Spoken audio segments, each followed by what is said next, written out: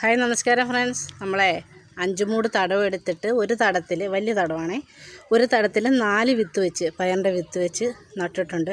അതിൽ 2 മീറ്റർ പയറാ, അതുപോലെ തന്നെ ചുമന്ന പയർ. അതങ്ങോട്ട് കിളിച്ചങ്ങോട്ട് വിത്ത് മുളച്ചിട്ട് അങ്ങോട്ട് 3-4 ദിവസം ആയതേ ഉള്ളൂ.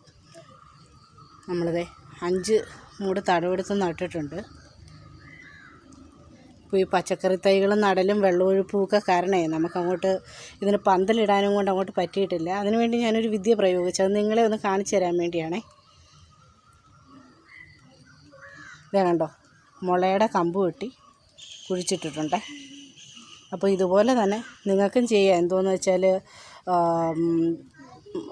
പാഴ്വൃക്ഷങ്ങളൊക്കെ ഉണ്ടല്ലോ, അതിൻ്റെയൊക്കെ ചെറിയ ചെറിയ ശിഖരങ്ങളൊക്കെ കട്ട് ചെയ്ത് കുഴിച്ചിട്ട് കൊടുത്താൽ നമുക്ക് പന്തലിടണ്ട.